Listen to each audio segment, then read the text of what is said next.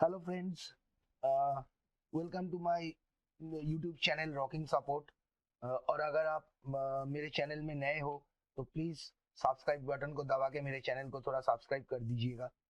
uh, आज हम सीखेंगे लिनक्स का बेसिक कमांड। ये बेसिक कमांड लिनक्स का हमें एडवांस के लिए ये बेसिक कमांड हमें जानना बहुत ज़रूरी है। नहीं तो आगे जाके हम कोई भी सर्वर रिलेटेड, एडमिनिस्ट्रेशन रिलेटेड या नेटवर्क रिलेटेड या तो सर्वर कॉन्फ़िगरेशन रिलेटेड काम नहीं कर पाएंगे। तो बिना वक्त ज़ाहिर किए मैं शुरू करता हूँ। आज का हमारा जो टॉपिक है, लिनक्स का जो छोटा छोटा कमांड होता है, जो बेसिक लाइनक्स ऑपरेशन के लिए हम हर रोज यूज करते हैं उस टॉपिक पे। तो बेसिक कमेंट को जानने से पहले थोड़ा लिनक्स का जो आर्किटेक्चर है वो मैं आपको बता दूं। देखिए यहाँ पे मेरे स्क्रीन में मैं आप देख रहे हैं कि जो है लिखा आ रहा है root@RHL9 सर्वर। ये root@RHL9 सर्वर क्या है? रूट मतलब करंट लॉग्ड इन यूजर। तो हमारा जो करंट लॉग्ड इन यूजर है वो है रूट। विंडोज में जैसे इनबिल्ट एडमिनिस्ट्रेटर होता है, ऐसे ही लिनक्स में इनबिल्ट जो एडमिनिस्ट्रेटर होता है उसे हम सुपर यूजर भी बोलते हैं। सुपर यूजर का नाम होता है रूट। ये हम कभी क्रिएट नहीं करते हैं, ये सिस्टम जनरेट करता है। एक रूट यूजर जनरेट होता है और एक रूट ग्रुप जनरेट होता है। ये हम आगे जान के आगे जाके इसके बारे में हम सीखेंगे। तो जो भी यूजर लिनक्स में लॉगिन करता है वो अपना बाय डिफॉल्ट होम डायरेक्टरी में रहता है। होम डायरेक्टरी यानी कि यूजर का होम प्रोफाइल।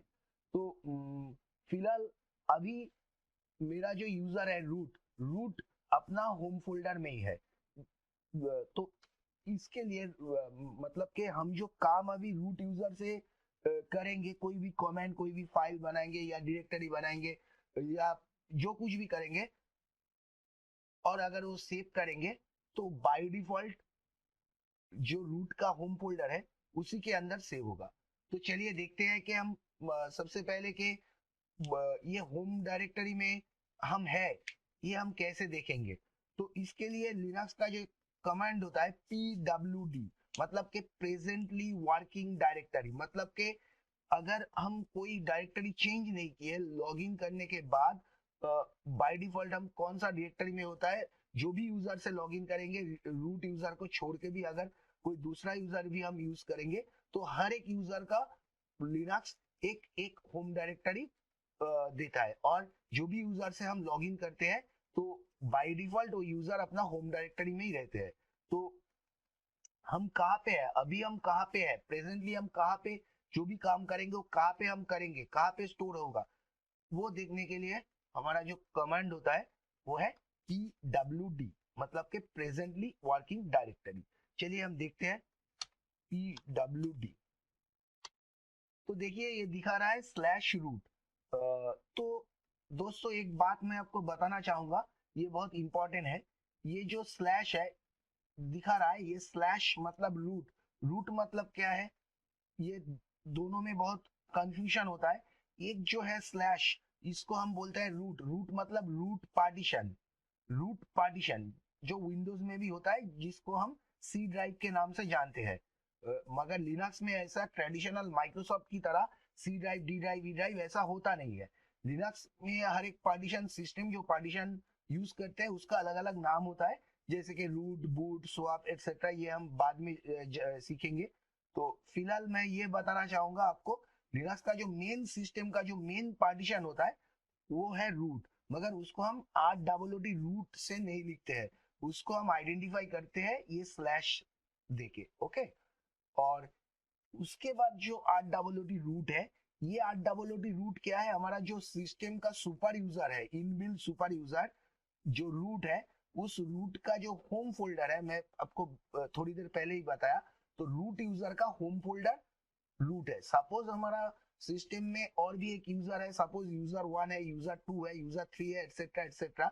तो हम देखेंगे हर एक यूजर से अगर हम लॉग इन करेंगे तो हम देखेंगे कि जैसे कि यहाँ पे शो कर रहा है /root, वैसे ही अगर हम यूजर 1 से लॉगिन करेंगे तो हमको pwd कमांड में हमको जो शो करेगा वो आएगा /home/user1। अगर user2 से लॉगिन किए तो हमको दिखाएगा /home/user2। अभी ये होम क्या है, जैसे कि सुपर यूजर का एक अलग सा आइसोलेटेड होम डायरेक्टरी होता है जिसको हम बोलते हैं /root, वैसे लिनक्स में दूसरा जो यूजर होता है, नॉर्मल यूजर होता है, वो हर एक नॉर्मल यूजर का जो डिफॉल्ट होम डायरेक्टरी बनता है उसके लिए लिनक्स सिस्टम एक डिफॉल्ट लोकेशन सेट कर देता है, जो है ये रूट पार्टीशन के अंदर ही।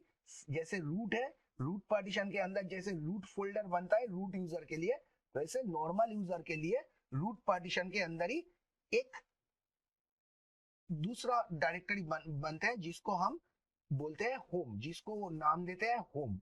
मतलब के /रूट है रूट यूजर के होम फोल्डर, और /होम होगा बाकी जितना सारा हम यूजर क्रिएट करेंगे, लिमिटेड यूजर, वो सब यूजर का होम डायरेक्टरी। चलिए अभी हम ये बाद में देखेंगे। तो फिलहाल हम रूट से लॉगिन किए हैं तो हम /रूट के अंदर ही है, मतलब के रूट यूजर के होम फोल्डर के अंदर ही हम बाय डिफॉल्ट है। अगर चलिए हम हमारा बेसिक कमेंट हम शुरू करते हैं।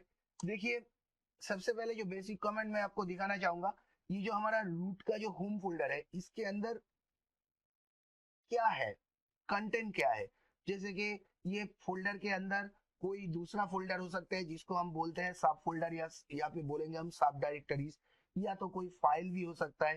तो एक फोल्डर या एक पार्टीशन, गौर कीजिएगा, एक फोल्डर या एक पार्टीशन या कोई भी कंटेनर, जो भी आप बोलिए, जो भी समझे, उसके अंदर क्या क्या ऑब्जेक्ट है, मतलब कितना फोल्डर है, कितना फाइल्स है, ये सब देखने के लिए, जानकारी के लिए हमको एक सिंपल कमेंट टाइप करना होगा, जिस जो कमेंट है ls मतलब लिस्टिंग।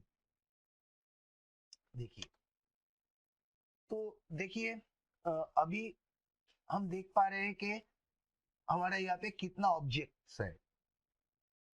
यहाँ पे जितना ऑब्जेक्ट्स है, बस एक ही ऑब्जेक्ट्स है जो ब्लैक कलर का है, और बाकी जितना ऑब्जेक्ट्स है वो ब्लू कलर का है। तो ये एक तरीका है, जैसे कि मैं आपको बोल रहा हूँ, बता रहा हूँ कि जितना सारा ब्लू कलर्स का ऑब्जेक्ट रहेगा वो होगा हमारा लिनक्स का डायरेक्टरी। मतलब के ये सब सब डायरेक्टरीज है होम फोल्डर के अंदर। जैसे डॉक्यूमेंट्स एक डायरेक्टरीज है, मूवी एक डायरेक्टरीज है, पिक्चर एक डायरेक्टरीज है, सॉन्ग्स एक डायरेक्टरीज है, मगर बस एक ही फाइल है यहाँ पे जो है anaconda-ks.cfg। ओके, तो इसी तरीके से ये बेसिक लेवल है, हमको पता चल जाएगा कि कौन सा ऑब्जेक्ट डायरेक्टरीज है और कौन सा ऑब्जेक्ट हमारा फाइल है। तो एलएस का भी आगे हम सीखेंगे। तो ये रहा हमारा एलएस मतलब लिस्टिंग। तो अभी हम देख पा रहे हैं कि हमारा रूट का जो होम फोल्डर है जो कि /रूट है, उसके अंदर इतना सारा ऑब्जेक्ट्स है। ओके, तो अभी हम यहाँ पे एक फाइल क्रिएट करेंगे, नॉर्मल एक टेक्स्ट फाइल क्रिएट करेंगे। तो फाइल क्रिएट करने का जो कमांड होता है लिनक्स में, उसको हम बोलते हैं कैट का फुल फॉर्म है कॉनकैटिनेंट। ठीक है, तो कैट कमेंट से हम क्या करते हैं मैं आपको बता दूं। ये एग्जैक्टली ये फाइल क्रिएट करने का कमांड नहीं है। कैट एक ऐसा कमांड है जो कैट कमांड से हम इंस्ट्रक्शन देते हैं हमारा सिस्टम को कि follow and copy my input, यानी कि मेरा कीबोर्ड को फॉलो करो और उसको फॉलो करके उसको कॉपी करो। अभी कॉपी करने के बाद उसको क्या करना है वो हम नेक्स्ट इंस्ट्रक्शन देंगे। जैसे कि देखिए अच्छी तरह से अब देखेंगे थोड़ा और समझेंगे भी। ये जो कैट कमांड है, अगर हम यहाँ पे सिर्फ कैट दबा दिया तो ये हमको टाइप करने की जगह दे दिया। हम कुछ भी यहाँ पे लिख सकते हैं,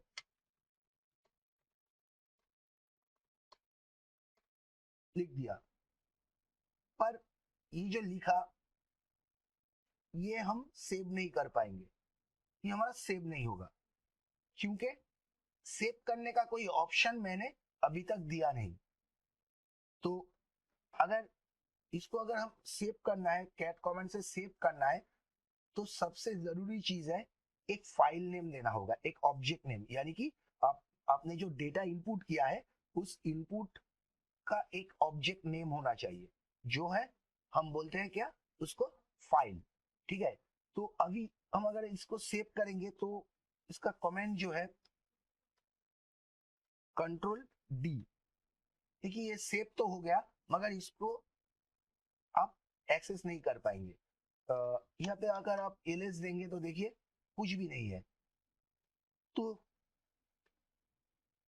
इसके स्टोरी नहीं हुआ ना, स्टोर ही नहीं हुआ, स्टोर हुआ मगर वो नाल में चला गया। नाल एक डिवाइस होता है डेप के अंदर, ये बाद में हम डिस्कस करेंगे, अभी तो बेसिक लेवल का है। तो इससे तो हुआ नहीं, तो अभी हम कैट से एक फाइल क्रिएट करेंगे। तो अच्छा, आपको एक बात बता दूं यहाँ पे, ये जो लिनक्स हम यूज कर रहे हैं टर्मिनल, इसमें जो कमांड हम दे रहे हैं इसको हम बोलते हैं शेल। शेल क्या है, कर्नेल क्या है, वो हम बाद में डिस्कस करेंगे। तो लिनक्स में शेल एक इंटरफेस है, जिस इंटरफेस को यूज करके हम कर्नेल को इंस्ट्रक्शन देते हैं। हम मतलब हम यूजर जो सिस्टम को यूज कर रहे हैं, कर्नेल कर्नेल को इंस्ट्रक्शन भेजते हैं कि मेरे लिए ये काम करो, मेरे लिए वो काम करो और मुझे आउटपुट दो। ठीक है, तो लिनक्स में ऐसे बहुत तरह का शेल होता है, जैसे कि बैश शेल है, सी शेल है, जेट शेल है, सिक्योर शेल है, एसएच।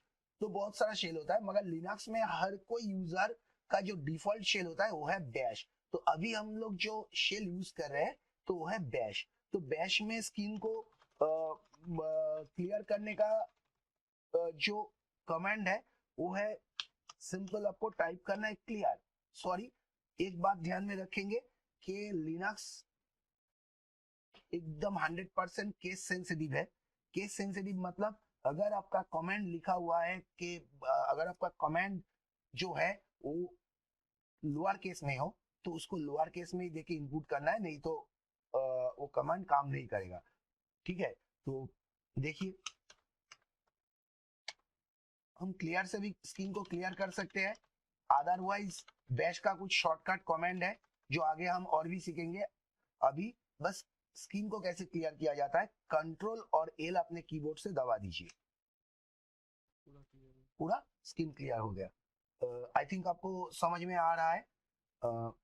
तो हम आगे चलते हैं। तो अभी हम कैट से फाइल क्रिएट करेंगे। तो ये तो हमने इंस्ट्रक्शन दे दिया कि हमारा कीबोर्ड में जो टाइप होगा उसको कॉपी करो। अब कॉपी करके उसको रखना कहाँ है, तो रखने के लिए ये जो ग्रेटर देन है इसको हम बोलते हैं इनपुट। ठीक है, इसके बारे में, इसका भी बहुत सारा क्लासेस है, इसके बारे में भी हम जानेंगे आगे जाके, जिसको इनपुट आउटपुट रिडायरेक्शन बोलते हैं। तो ये हो गया ग्रेटर देन, इसको इनपुट कराना है। अब आप अपना मनपसंद कोई फाइल नेम दे दो, जैसे कि मैं यहाँ पे दे रहा हूँ टेस्ट फाइल डॉट टीएक्सटी नाम का एक फाइल बना रहा हूँ। ओके, तो अभी हम इसमें लिखेंगे।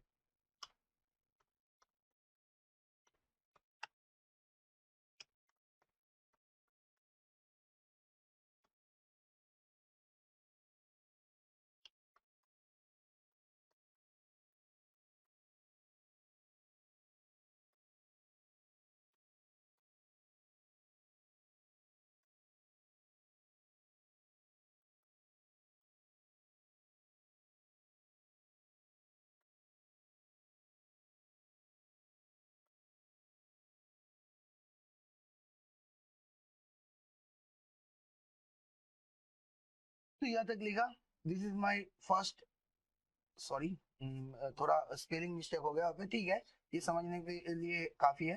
तो आप एक एक एंटर करेंगे, एक एक लाइन लिखेंगे और एंटर करेंगे। ठीक है, ऐसे आप आगे बढ़ेंगे। अभी इसको सेव करना है। सेव करने के लिए अपना कीबोर्ड से बस आपको दबाना है कंट्रोल डी, कंट्रोल डी। तो ये सेव हो गया। अभी चलिए देखते हैं ये सेव हुआ के। देखिए हम अभी तक कहाँ पे काम कर रहे हैं, रूट का जो होम फोल्डर है जो हमारा प्रेजेंट वर्किंग डायरेक्टरी है।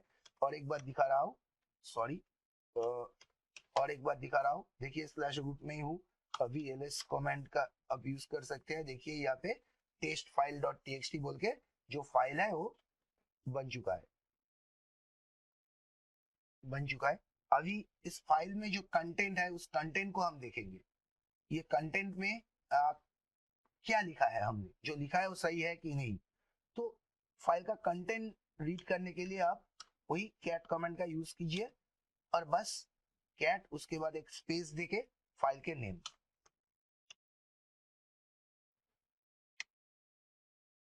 ठीक है, आ गया, ये हमारा फाइल में स्टोर हो चुका है। अभी हम देखना, अभी हम करना चाहते हैं क्या, ये जो टेस्ट फाइल है, ये जो टेस्ट फाइल है इसको हम देख सकते हैं। अभी ये जो टेस्ट फाइल है इसका जो नेम है, इसके नेम को हमको रीनेम करना है, टेस्ट फाइल के नाम को रीनेम करना है। तो रीनेम करने का जो कमांड है वो है mb। mb मतलब मूव होता है यहाँ पे एक्चुअली, मगर यह mb कमांड से रीनेम भी होता है। तो mb सिंपल आपका ओल्ड फाइल नेम। देखिए इसका जो सिंटैक्स होगा ये ऐसा होगा, old file space, sorry, old file space new file. Okay, तो देखिए हमारा जो ओल्ड फाइल नहीं, ये एक्चुअली होगा current file. Current file name क्या है, टेस्ट, तो दे दिया टेस्ट फाइल डॉट टीएक्सटी। अभी इसका जो न्यू फाइल नेम है मैं दे रहा हूं माई फाइल डॉट टीएक्सटी। ओके, तो अभी देखिए ls कमेंट का यूज कीजिए। देखिए यहाँ पे जो टेस्ट फाइल डॉट टीएक्सटी था उसका नेम चेंज हो चुका है, उसका नेम चेंज होके हो गया है माई फाइल डॉट टीएक्सटी, मगर इसका कंटेंट जो है वही रहेगा। तो देखिए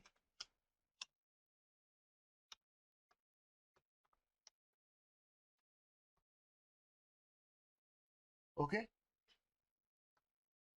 मेरे ख्याल से यहाँ तक आपको समझ में आ गया। तो अभी हम बढ़ते हैं। तो ये फाइल जो है, ये फाइल को हम कॉपी करना चाहते हैं। देखिए ये फाइल को हम ई लोकेशन में कॉपी करेंगे, दूसरा लोकेशन में हम कॉपी कर सकते हैं, वो एडवांस लेवल है। तो कॉपी करने का जो कमांड है सिंपल cp फाइल नेम। हमारा फाइल क्या है, माई फाइल। अभी इसको माई फाइल डॉट टीएक्सटी का एक जो कॉपी बनेगा वो हम यहाँ पे दूसरा नाम से सेव करेंगे। ओके, तो दूसरा नाम कोई भी आप दे सकते हो, मैं दे रहा हूँ योर फाइल डॉट टीएक्सटी।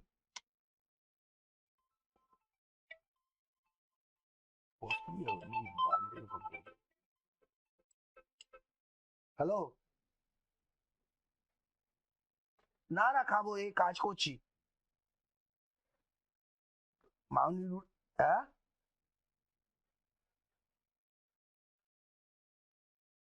ও শুতে শোবো, দেখি 12টা 12:30টায় শুয়ে পড়বো, কাজ করছি তো। ঠিক আছে, তো তোমার খাওয়া হয়েছে? ও, মাউনি কি রুটি করছে এখন? ও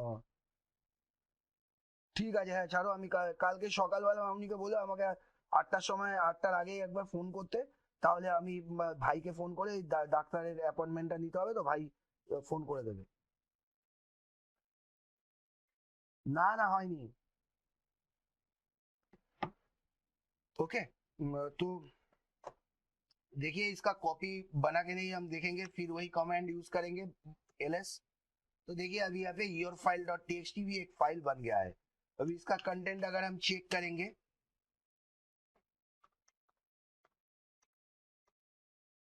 देखिए सेम कंटेंट है। ओके, तो ऐसे हम फाइल को कॉपी करेंगे। तो अभी हम चाहते हैं कि ये जो डुप्लीकेट फाइल है ये फाइल को हम डिलीट कर देंगे। तो डिलीट करने के लिए, यानी कि रिमूव, रिमूव करने के लिए जो कमांड होता है वो है rm। अभी rm स्पेस योर फाइल, ये देने से देखिए बोल रहा है कि remove regular file your file dot TXT. यहाँ पे हमको ये कॉन्फर्मेशन मांग रहा है कि हमको वाकई रिमूव करना है या गलती से कमेंट टाइप हो गया है। तो यहाँ पे अगर हम वाई करेंगे तो ये कंप्लीटली रिमूव हो जाएगा, और अगर गलती से टाइप हो गया तो हमको एक फाइनल चांस दे रहा है कि यहाँ पे नो बटन, नो प्रेस करने के लिए। तो नो प्रेस किया तो कुछ भी नहीं किया, तो देखिए योर फाइल जैसे एज इट इज ऐसे ही है। और अगर जैसे हम अपना कीबोर्ड से विंडोज में यूज करते हैं ना, शिफ्ट डेल दबा के परमानेंटली डिलीट करते हैं या रिमूव करते हैं, वो भी ऑप्शन हमारे पास यहाँ पे है, rm space -f slash file name. तो अभी ये परमानेंटली रिमूव हो गया, देखिए। ओके, तो हम सीख गए कि कैसे फाइल क्रिएट करना है, फाइल को कॉपी करना है, फाइल को रीनेम करना है और फाइल को डिलीट करना है, परमानेंटली डिलीट करना है। तो अभी हम आगे बढ़ते हैं दूसरा कमांड में। दूसरा कमांड जो है दूसरा कमांड नहीं, मतलब दूसरा भाग में बढ़ते हैं। दूसरा कमांड ये तो हो गया, हम एक डायरेक्टरी में जो हमारा परमानेंट, जो हमारा प्रेजेंटली वर्किंग डायरेक्टरीज है उसमें हम गए, हम उसमें फाइल वगैरह क्रिएट किए, डिलीट किए, कॉपी किए, रीनेम किए, एटसेट्रा एटसेट्रा, उसमें देखे क्या क्या कंटेंट है, ये सब तो देख लिया। तो अभी और एक चीज मैं आपको दिखाना चाहूंगा। देखिए ये एलएस कमांड का भी बहुत सारा फंक्शन है। एक फंक्शन मैं अभी आपको दिखाना चाहूंगा कि सपोज यहाँ पे हमको कोई फाइल को या कोई भी ऑब्जेक्ट को, फाइल नहीं, सिर्फ फाइल नहीं, फाइल या डायरेक्टरीज कोई भी ऑब्जेक्ट को हम हाइड कर सकते हैं।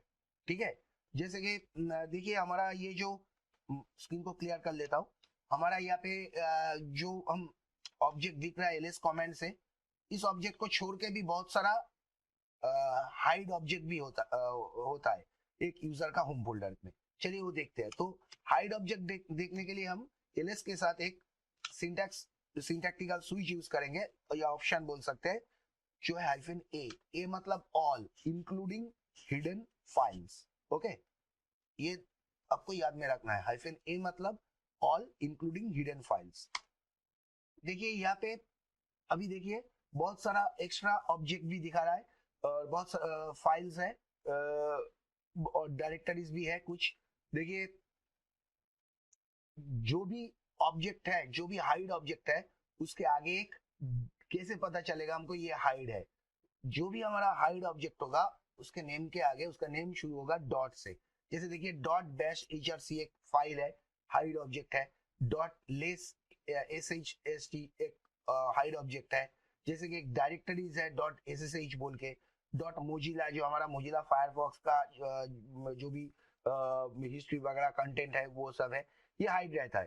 तो लिनक्स में आपको ये ध्यान में रखना होगा, ये याद में रखना होगा कि हाइड ऑब्जेक्ट हमेशा डॉट, उसका नेम, ऑब्जेक्ट का नेम हमेशा डॉट से शुरू होता है।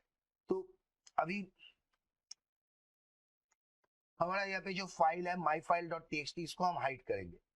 ठीक है, तो हाइड करने के लिए आप कोई भी कमेंट, आप cp भी यूज कर सकते हो या mb भी यूज करते हो। cp यूज करने से क्या होगा, आपका myfile.txt ओरिजिनल फाइल हाइड नहीं होगा। अगर आप ओरिजिनल फाइल को हाइड करना चाहते हो, जैसे कि हम myfile.txt का कोई कॉपी भी नहीं रखेंगे और इसी को ही हाइड करेंगे, तो इसके लिए हम यूज करेंगे mb।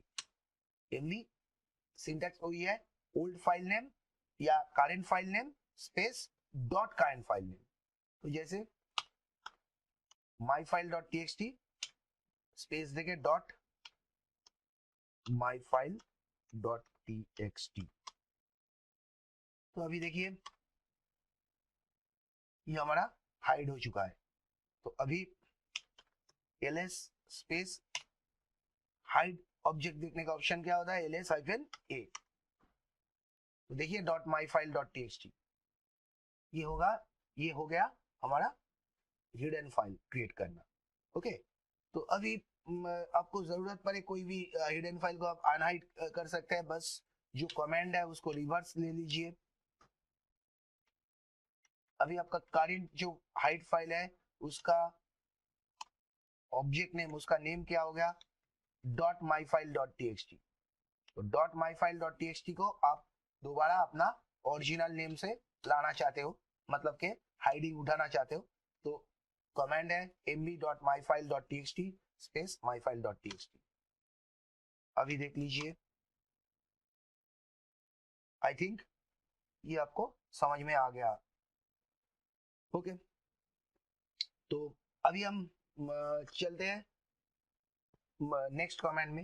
नेक्स्ट कमांड में क्या है, उसके पहले स्क्रीन को क्लियर कर लेते हैं। नेक्स्ट कमांड में है डायरेक्टरी। अभी हमने जो जितना भी काम किया सारा वो फाइल के ऊपर किया, अभी हम डायरेक्टरी के ऊपर करेंगे। तो डायरेक्टरी के ऊपर काम करने के लिए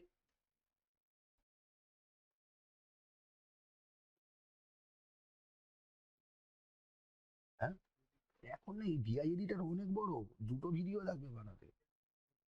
ক্যাটে এডিট হয় না, ক্যাটে এডিট হয় না কোনো। ওই তুই যেটা যেটা ইয়ে করছিস ওটা ইনপুট আউটপুট রিডাইরেকশনে কর, এটা তো বেসিক লেভেলের কমান্ড হচ্ছে। এডিট অনেক বড়, ভিআই এডিটর অনেক বড়। अभी हम चलते हैं, দেখ একটা কি দুটো ভিডিওতে তুই বেসিক কমেন্ট গুলো দেখি, যে অনেক বেসিক কমেন্ট আছে যেগুলো অনেকেই জানে না। এই ফাইল হাইড আনহাইড এগুলোই অনেকে জানে না, ঠিক আছে। अच्छा, और एक कमेंट हमको डायरेक्टरी दिखाने से पहले, डायरेक्टरी क्रिएट ये सब दिखाने से पहले आपको और एक कमेंट दिखाना चाहता हूँ कि ब्लैंक फाइल हम कैसे क्रिएट करते हैं। सिस्टम एडमिनिस्ट्रेशन के टास्क के लिए कभी कभी हमको ब्लैंक फाइल क्रिएट करना पड़ता है, तो मतलब कि जिसको हम जीरो बाइट फाइल भी बोलते हैं, ठीक है। तो देखिए, तो ब्लैंक फाइल क्रिएट करने का कमेंट होता है touch, TOUCH, touch space file name. अब कोई भी नेम दे दो, BLANK blank dot txt। Okay, तो अभी देख लीजिए, देख लो, देखिए ब्लैंक डॉट txt बन गया। तो अभी आपको पता कैसे चलेगा कि ये blank dot txt zero white है, मतलब कि इसमें कोई डेटा तो नहीं है। आप खोल के तो पढ़ सकते हो मगर इसमें कोई डेटा नहीं है या इसका साइज जीरो है, तो कैसे पता चलेगा। तो उसके लिए हम यूज करेंगे वही ls कमांड। देखिए ls, इसके साथ और एक सिंटैक्टिकल स्विच या ऑप्शन हम यूज करेंगे जिसको हम बोलते हैं l, ls hyphen l। l मतलब long listing, ls hyphen l। तो अभी देखिए यहाँ पे जितना सारा हमारा ऑब्जेक्ट्स है, जितना सारा फाइल्स है, डायरेक्टरीज है, हर किसी का साइज जो बताएगा, साइज बता भी रहा है।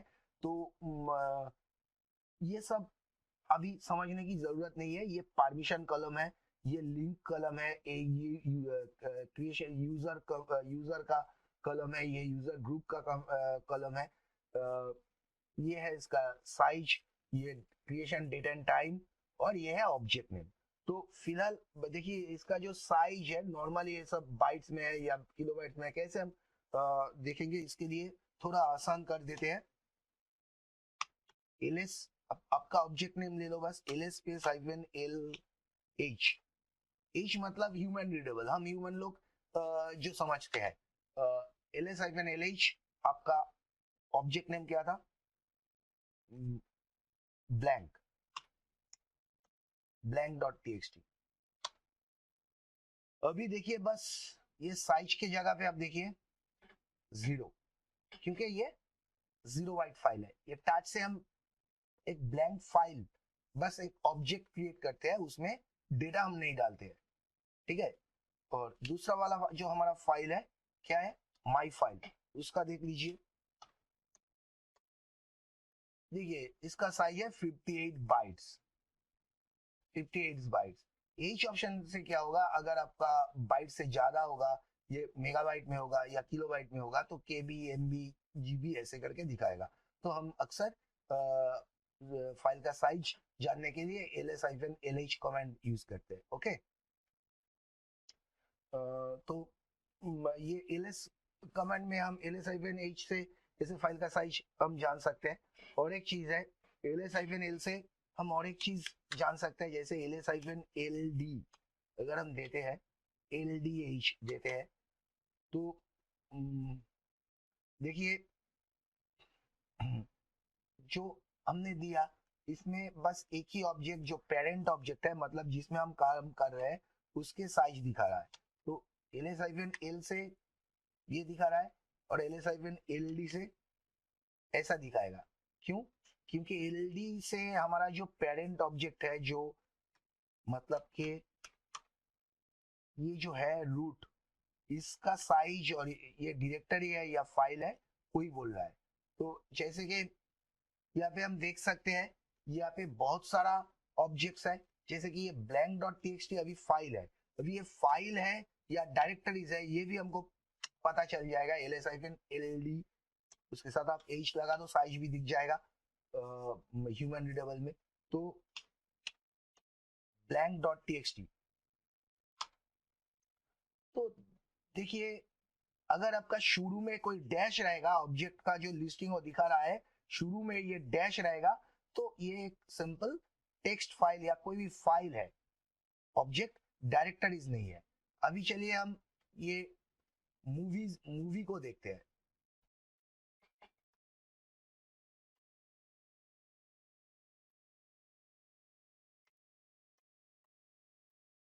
अभी देखिए ये मूवी ब्लू कलर का है, ये डायरेक्टरीज है, और देखिए वो एलएस आइडेंटिफाई भी कर चुका है, यहाँ पे शुरू में डी लगा चुका है, मतलब के ये डायरेक्टरीज है। ओके, तो ऐसे एलएस कमांड से हमको पता चल जाएगा कि जो ऑब्जेक्ट का लिस्टिंग हम देख रहे हैं, वो फाइल्स है या डायरेक्टरीज है। ओके, अभी हम चलते हैं नेक्स्ट कमांड, जैसे डायरेक्टरी। एक डायरेक्टरी कैसे क्रिएट किया जाता है, तो देखिए सबसे पहले स्क्रीन को क्लियर कर लेते हैं, और डायरेक्टरी चेंज कैसे करना है। डायरेक्टरी चेंज का जो कमांड है यहाँ पे cd, अगर आप में से कोई डॉस किए हो तो उसको पता होगा शायद, तो डॉस में भी सेम कमांड है cd। तो cd, अभी हम कहाँ पे जाएंगे, जो हमारा मेन पेरेंट डायरेक्टरीज है, हर एक डायरेक्टरीज का जो पेरेंट डायरेक्टरीज है, मैं जब शुरू किया था, शुरू में बता चुका हूँ आपको कि रूट स्लैश है हमारा पेरेंट डायरेक्टरी। तो हम रूट में आते हैं, देखिए अभी डायरेक्टरी चेंज हो गया, चेंज होके यहाँ पे दिखा रहा है स्लैश, मतलब कि हम रूट पार्टीशन में आ गए, डायरेक्ट रूट पार्टीशन में जो जो ऑब्जेक्ट है अभी हम वो देख सकते हैं। देखिए अगर हम एलिस करेंगे, देखिए कंटेंट भी चेंज हो चुका है, ठीक है, यहाँ पे कंटेंट भी चेंज हो चुका है। तो हम डायरेक्टरी चेंज कर चुके हैं, ठीक है।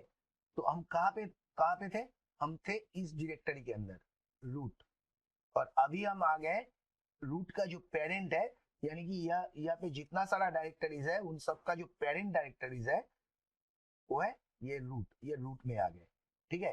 अभी हम यहाँ से cd कमेंट से कोई भी डायरेक्टरीज में हम जा सकते हैं। देखिए अगर सपोज हम ये जो एक डायरेक्टरीज है ओपीटी में घुसना चाहते हैं, ओपीटी में हम अगर एंटर करना चाहते हैं, तो cd स्पेस डायरेक्टरीज नेम दे दीजिए ओपीटी, तो हम आ गए ओपीडी में। देखिए अब जब जिस डायरेक्टरी में होंगे तो उसी डायरेक्टरी का नेम आपको यहाँ पे सिस्टम शो करेगा। देखिए अभी हम ओपीडी में है, हमारा जो करंट वर्किंग डायरेक्टरी है वो ओपीडी है, अभी वो ओपीडी शो कर रहा है। अभी अगर हम प्रॉक डायरेक्टरी में जाएंगे तो cd प्रॉक। अच्छा, यहाँ पे आपको एक बात बता दूं कि यहाँ पे एक पाथ बोल के एक बहुत इंपॉर्टेंट सा टॉपिक है, ये हम बाद में क्लियर करेंगे, थोड़ा एडवांस लेवल का है। अभी हमको बस इतना समझना है, ये जितना सारा डायरेक्टरीज है, ये जितना सारा डायरेक्टरीज है, इसका पेरेंट कौन है, ये है स्लैश। तो अभी हम कहाँ पे है, हम ओपीटी डायरेक्टरी में है, ओपीटी। तो ओपीटी चाइल्ड है रूट का, और प्रॉक भी चाइल्ड है ये रूट का, मतलब ओपीटी एलवीएम 300 प्रॉक, यहाँ पे जितना सारा ऑब्जेक्ट्स है, फाइल्स है, डायरेक्टरीज है, उसका पेरेंट डायरेक्टरीज है रूट। तो अभी हम मेरा करेंटली जो वर्किंग डायरेक्टरी है ओपीटी है, अभी हम यहाँ पे अगर cd/proc यूज करेंगे तो देखिए क्या होता है। वो बोल रहा है कि नो सच फाइल और डायरेक्टरीज। क्यों? ये अच्छी तरह से आपको समझना है, इसी के ऊपर आपका लिनक्स लर्निंग कितना आप सीख सके डिपेंड होगा। ठीक है, क्योंकि जब हम कमांड यहाँ पे डाल रहे हैं, इनपुट कर रहे हैं cd स्पेस उसके बाद ऑब्जेक्ट नेम मतलब के डायरेक्टरीज नेम तो proc, तो cd commands by default system ढूंढ रहा है ओपीटी के अंदर कोई proc को ढूंढ रहा है, और ओपीटी में अब देखिए कुछ भी नहीं है, ओपीटी एक ब्लैंक डायरेक्टरीज है। तो इसीलिए वो बैश हमको एक एरर शो कर रहा है कि cd proc no such file और डायरेक्टरी, मतलब के ओपीटी के अंदर उसको proc नाम के कोई भी ऑब्जेक्ट नहीं मिला, क्योंकि proc ऑब्जेक्ट तो ओपीटी के अंदर है ही नहीं। proc ऑब्जेक्ट जो है ये बना है पेरेंट जो डायरेक्टरी है उसका रूट के अंदर। तो इसके लिए हमको वापस क्या करना होगा, रूट में जाना होगा। तो हम चलते हैं रूट में, आगे अभी देखिए cd proc, देखिए घुस गए। अभी अगर हम यहाँ से ओपीटी में जाना चाहते हैं तो सेम एरर हमको देखने के लिए मिलेगा। देखिए, तो आई थिंक आपको समझ में आ गया है ये पेरेंट डायरेक्टरी और चाइल्ड डायरेक्टरी का कॉन्सेप्ट क्या है। तो ऐसे हम डायरेक्टरी चेंज कर सकते हैं cd कमेंट से।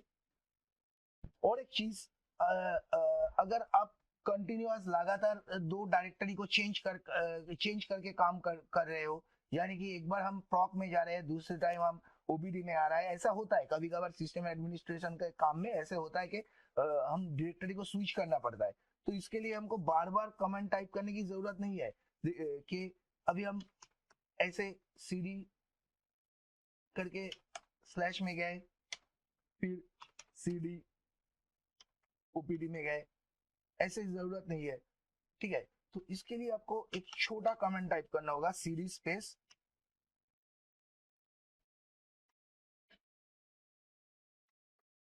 Dot sorry cd space hyphen.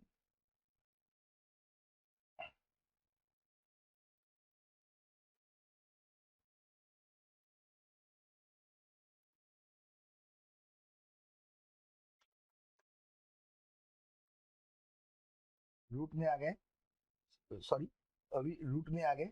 देखिए अभी हम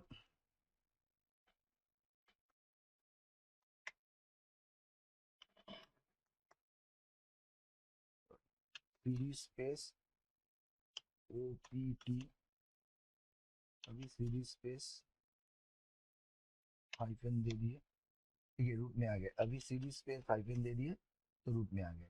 ठीक है, तो जैसे रूट और ओपीटी में हम लगातार काम कर रहे हैं, तो ऐसे हम डायरेक्टरी को स्विच करेंगे। डायरेक्टरी स्विच करने के लिए cd और हाइफन, देखिए अभी रूट में आ गए फिर cd हाइफन ओबीडी में चले हैं। ओके, मतलब जब जिस वो डायरेक्टरी के अंदर हम काम कर रहे थे उस डायरेक्टरी प्रीवियस, के इसका अंदर मतलब ये कमांड जो है cd space hyphen hyphen previous directory, go to the previous directory. अभी देखिए cd अगर हम डायरेक्टरी स्विच करना चाहते हैं cd स्पेस डॉट डॉट, ये देने से ये रूट में आ गया। अभी हम cd स्पेस proc proc में आ गए, तो अभी रूट में होना चाहिए। हाँ अच्छा, cd स्पेस हाइफन दे दिए फिर से प्रॉक में फिर cd स्पेस हाइफन। ठीक है, ओके, तो ये कॉन्सेप्ट है डायरेक्टरी चेंज करने के लिए। cd स्पेस हाइफन, ये ध्यान में रखना है हमको, cd स्पेस हाइफन देके हम प्रीवियस डायरेक्टरी में जा सकते हैं, और cd dot dot cd space dot dot देके हम डायरेक्टरी से बाहर आ सकते हैं। मतलब कि ये हम थोड़ी देर बाद देखेंगे एडवांस लेवल में डायरेक्टरी का काम में। तो अभी हम चलते हैं डायरेक्टरी कैसे क्रिएट करते हैं। तो देखिए रूट में हमारा ये सब डायरेक्टरीज है, तो अभी हम टेस्टिंग के लिए एक डायरेक्टरी क्रिएट कर रहे हैं। जो कमांड है डायरेक्टरी के क्रिएट करने का mkdir, हेलो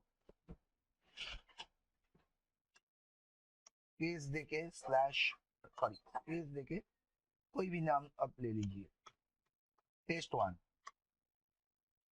अभी ls कमांड यूज कीजिए, देखिए हमारा बन गया test1, ये एक डायरेक्टरी बन गया। ओके, अभी हम test1 डायरेक्टरी में घुसते हैं, cd स्पेस test1। ओके, कुछ भी नहीं है, एक ब्लैंक डायरेक्टरीज बन गया। अभी हम चाहे तो इसके अंदर कोई भी फाइल बना सकते हैं, कोई भी और एक डायरेक्टरीज बना सकते हैं, जो होगा ये test1 का चाइल्ड डायरेक्टरीज या सब डायरेक्टरीज। जैसे कि अभी हम इसके अंदर और एक डायरेक्टरीज क्रिएट कर रहे हैं, mkdir test1.0। अभी देखिए ये बन गया test1.0।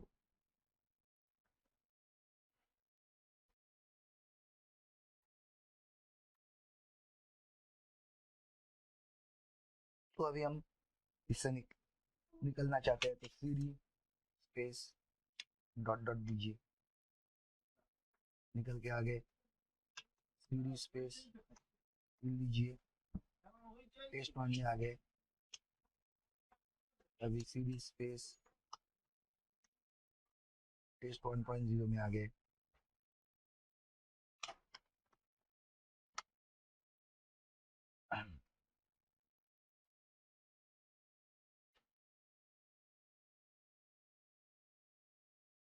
देखिए अभी हम कहाँ पे है, test1 जो है उसका जो हमारा रूट डायरेक्टरी है उसके अंदर हमने एक डायरेक्टरी बनाया test1, और उसके बाद test1 के अंदर और एक डायरेक्टरी हमने क्रिएट की है test1.0। और अभी हमारा जो प्रेजेंटली वर्किंग डायरेक्टरीज है वो है रूट के अंदर test1 डायरेक्टरी के अंदर उसका जो चाइल्ड डायरेक्टरी है test1.0। अभी अगर हम कोई काम करेंगे, कोई फाइल वगैरह ये सब बनाएंगे तो सेव करेंगे तो डिफॉल्ट लोकेशन उसका यही होगा, स्टोरिंग लोकेशन test1.0 होगा। तो अभी हम इसमें एक फाइल भी डालते हैं, तो cat greater than new file. हर बार एक्सटेंशन लगाना जरूरी नहीं है, नॉर्मल टेक्स्ट फाइल आप नॉर्मल बस टाइप कर सकते हो विदाउट एक्सटेंशन। तो टेस्ट फाइल लिख दिए, अभी इसको सेव किया कंट्रोल डी से। अभी देखिए तो ये बन गया हमारा test1.0 के अंदर न्यू फाइल बोल के एक फाइल। तो ऐसे हम डायरेक्टरीज क्रिएट कर सकते हैं mkdir कमांड से। तो अभी हम चलते हैं रूट में। अभी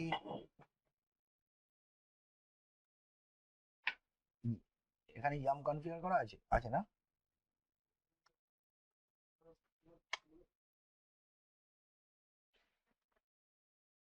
ओके, देखिए दोस्तों अभी हमारा जो ये डायरेक्टरीज हमने बनाया, तो ये जो test1 है इसका पूरा हायरार्किकल आर्किटेक्चर हमको समझना है, हमको देखना है विदाउट इसमें घुस के। मतलब कि test1 के अंदर हम बिना घुसे ही उसके अंदर में क्या है हायरार्किकल आर्किटेक्चर में वो हमको दिखना है। तो यहाँ पे एक कमांड है ट्री, और फिर आपका डायरेक्टरीज नेम जो है वो डाल दो, जैसे कि test1। तो देखिए यहाँ पे साफ दिखा रहा है कि test1 जो है पेरेंट है, test1 के अंदर test1.0 एक चाइल्ड डायरेक्टरीज है, और test1.0 के अंदर न्यू फाइल बोल के एक फाइल हम क्रिएट किए हैं। तो ये रहा उसका हायरार्किकल आर्किटेक्चर। कैसे है इसके अंदर सारा ऑब्जेक्ट कैसे है, test1 पेरेंट है और test1 के अंदर test1.0 बना है, और test1.0 के इनसाइड में हम एक फाइल क्रिएट किए हैं जिसका नेम है न्यू फाइल। ओके, तो ये रहा हमारा डायरेक्टरी क्रिएट करने का कमांड। अभी हम थोड़ा एडवांस लेवल में डायरेक्टरी क्रिएट करना चाहते हैं, कि सपोज अब समझिए कि हमारा जो टेस्ट 1.0 है, टेस्ट 1.0 के इनसाइड में हमको और एक डायरेक्टरीज क्रिएट करना है। तो आप समझ लीजिए कि टेस्ट 1.0 के अंदर मुझे टेस्ट 1.0 जो है, या तो छोड़िए टेस्ट 1 के अंदर हमको फाइल क्रिएट करना है। जैसे टेस्ट 1.0 हम तो क्रिएट कर चुके हैं, फिर टेस्ट 1.0 1.1 ऐसे लेके 1.5 तक हमको डायरेक्टरीज क्रिएट करना है। तो इसके लिए हमको बार बार टेस्ट 1 के अंदर जाके mkdir कमांड यूज करने की जरूरत नहीं है। तो देखिए हम कैसे करते हैं। mkdir स्पेस -p लगा दीजिए। p मतलब के पेरेंट डायरेक्टरी हमारा पहले से ही मौजूद है जो है टेस्ट 1। तो टेस्ट 1, अभी इसके अंदर हमको क्रिएट करना है क्या, टेस्ट 1.0 तो है, टेस्ट 1.1 से 5 तक क्रिएट करना है। तो टेस्ट 1 पॉइंट, अभी ये ब्रैकेट डाल दीजिए, 1 से 5।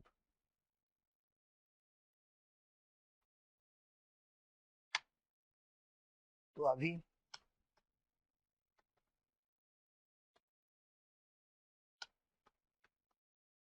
टेस्ट 1 देखते हैं। देखिए टेस्ट 1 है, टेस्ट 1 के अंदर टेस्ट 1.0 है, टेस्ट 1.0 के अंदर न्यू फाइल है, और टेस्ट 1.0 के अंदर टेस्ट 1.2 1.1 1.2 1.3 1.4 और 1.5 बन चुका है। ये है हमारा एडवांस लेवल का डायरेक्टरी क्रिएशन। तो इसके लिए ये हमारा सिस्टम एडमिनिस्ट्रेशन के काम में ये हमको यूज करना होता है कभी कभार। तो देखिए इसके लिए कमांड ध्यान में रखिएगा, mkdir -p मतलब पेरेंट डायरेक्टरीज।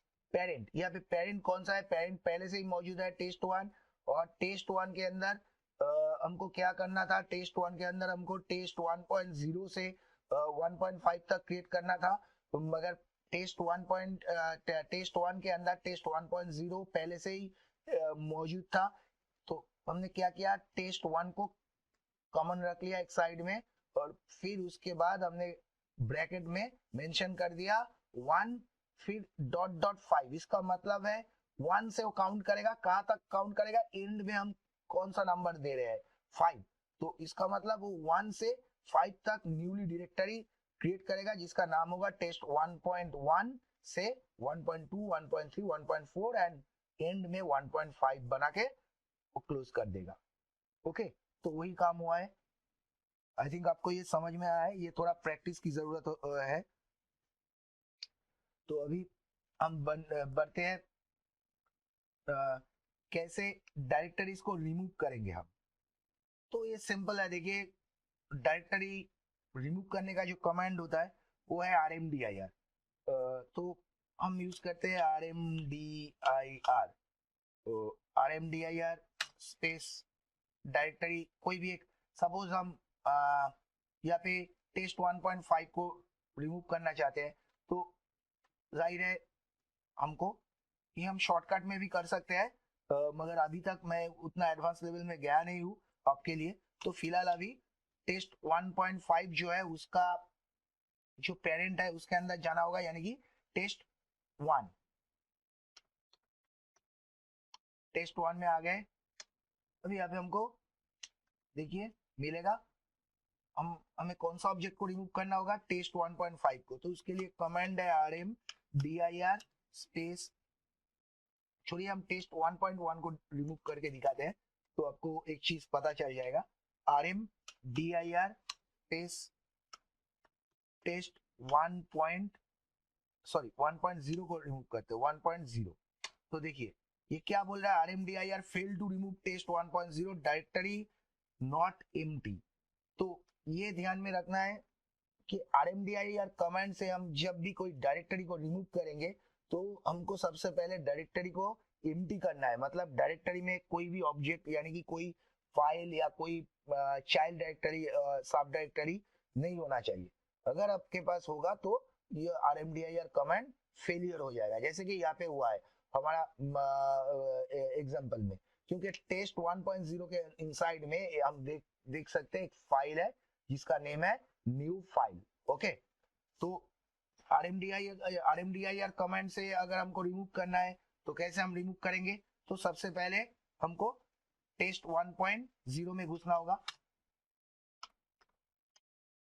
टेस्ट 1.0 इसके अंदर घुस गए, तो देखिए यहाँ पे ऑब्जेक्ट है, इसको रिमूव करना है तो RM space hyphen F space, F मतलब है फोर्सफुली, F मतलब क्या होता है फोर्सफुली। तो ये भी हमको देखना है, सीखना है कि लिनक्स का हेल्प कैसे लेते हैं, वो हम नेक्स्ट क्लासेस में हम आपको दिखाएंगे।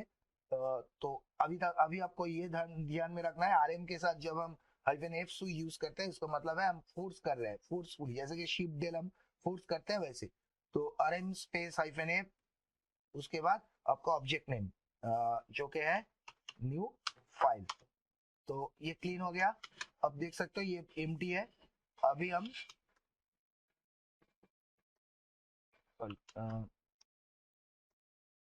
देखिए हम टेस्ट 1 में आ गए।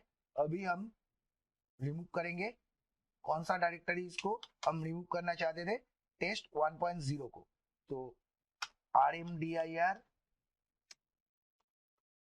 टेस्ट 1.0, देखिए अभी RMDIR काम कर गया, देखिए अभी 1.1 से शुरू हुआ है काउंटिंग, 1.0 रिमूव हो चुका है। ठीक है, तो वैसे RMDIR कमांड हम यूज नहीं करते हैं नॉर्मली एडमिनिस्ट्रेशन के लिए, क्योंकि हमको बहुत सारा एक्स्ट्रा काम करना पड़ता है कि डायरेक्टरी में जाके।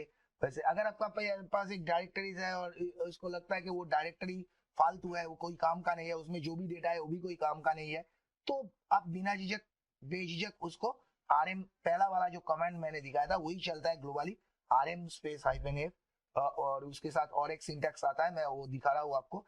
जैसे कि अभी हम देख रहे हैं कि हमारा यहाँ पे जो डायरेक्टरीज हमने बनाया था, कहा गया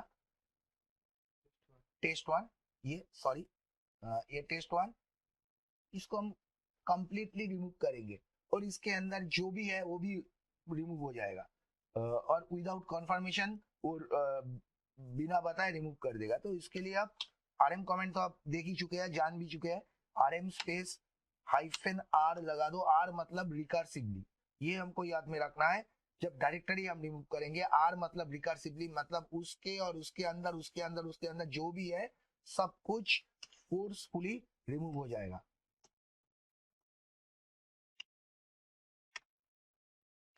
रिमूव हो चुका है, अभी देखिए। तो ऐसे हम डायरेक्टरीज को रिमूव कर सकते हैं। तो अभी हमने सीखा कि डायरेक्टरीज कैसे बनाते हैं, कैसे पेरेंट डायरेक्टरीज के साथ हम चाइल्ड डायरेक्टरीज बना सकते हैं, डायरेक्टरी कैसे रिमूव कर सकते हैं। आई थिंक ये सब आपको क्लियर हो गया, थोड़ा इसके लिए आपको प्रैक्टिस की जरूरत है। चलिए फिलहाल आज के लिए इतना ही मिलते हैं नेक्स्ट क्लासेस में, नेक्स्ट वीडियो लेके आऊंगा। और मेरे ख्याल से आपको ये वीडियो पसंद आया, तो अगर आपको पसंद आया तो ये मेरा रिक्वेस्ट है, आप जरूर मेरे चैनल को सब्सक्राइब कीजिएगा और लाइक भी दीजिएगा।